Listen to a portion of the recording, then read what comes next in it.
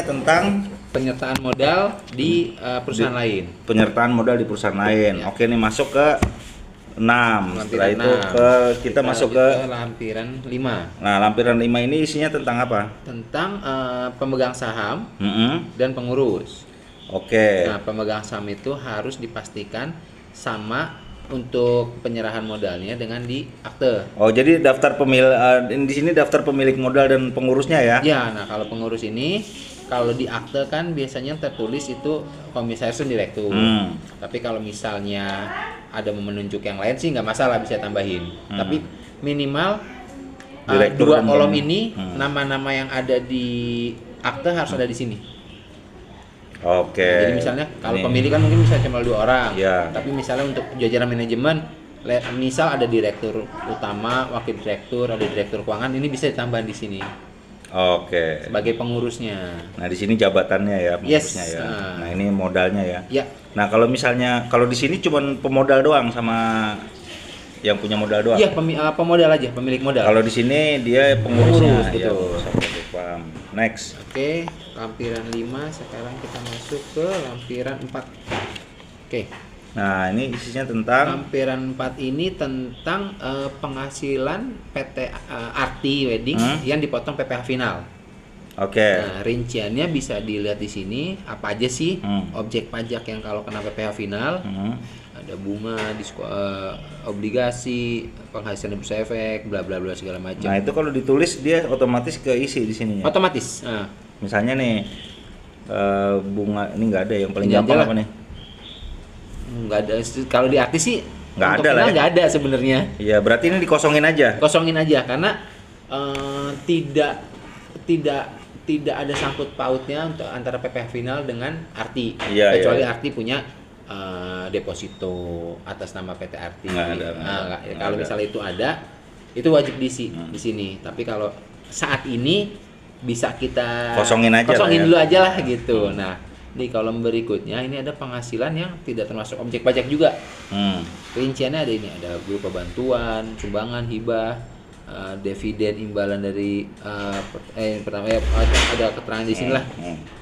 Ini kalau biasanya sih kalau yang udah lumayan besar-besar Gede. ya, apalagi yang dividen gini kan. Kalau di sini kan karena masih pakai PT perorangan, jadi mungkin bisa di skip dulu aja. Ya, Tapi bisa. nanti sambil kita lihat berjalan ya Om ya, kalau misalnya Ya. ada penghasilan yang masuk objek pajak ini bisa kita isi.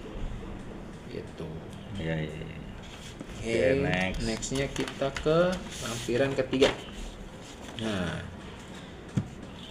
kredit pajak dalam negeri.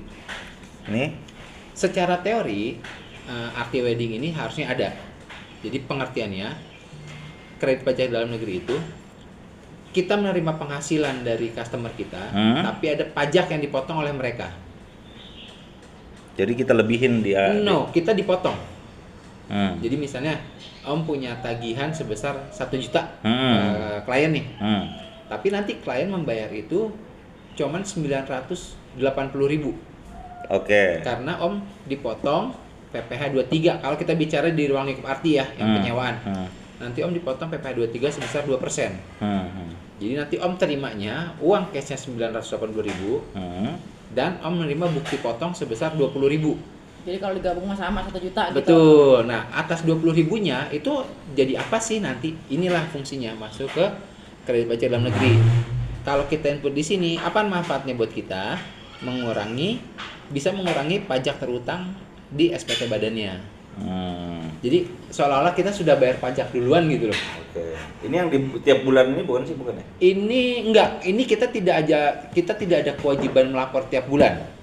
Tapi kita wajib mengumpulkan kalau kita dipotong PPh 23. Jadi kalau dapat job aja berarti ya.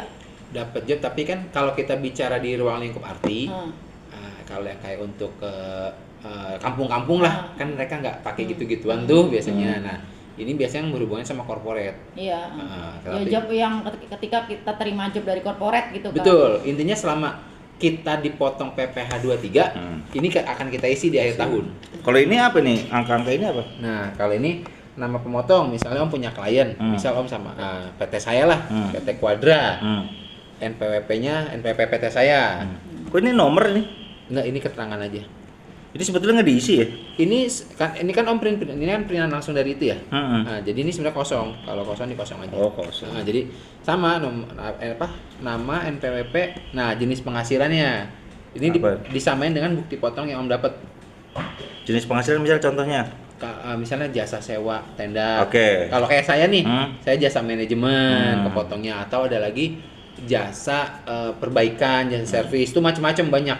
Kalau ini objek put-put, Objek ini adalah DPP-nya, DPP itu apa? dasar pengenaan pajaknya. Misalnya kayak tadi 1 juta. Hmm. Nah, itu yang kita cantumin total tagihannya 1 juta. Nah, Masukin 1 juta di 1 sini. juta. Ah. PPh-nya 20.000. 20.000 itu dari 2% kali 1 juta.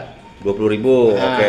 Terus ini? Nah, ini kenapa saya selalu bawel kalau sama klien saya nomor bukti potong, karena kalau nomor ini nggak ada, itu nggak bisa diakuin.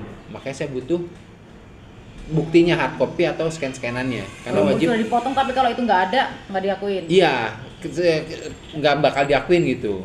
Sama tanggal bukti. Ah. Nah, itu di bukti potong itu lengkap semuanya tuh, Om. Dari kolom 1 sampai 10 itu sebenarnya ada di bukti potong Ada. itu. Terus ini? Ini alamat pemotong, jadi alamat ini alamat PT saya misalnya gitu. Oke. Nah, jadi saya udah jadi satu kesatuan. Nama PT. Nah ini? Nah, ini NTPN ini kalau kita menyetor sendiri. Oke. Ntar tulisannya apa?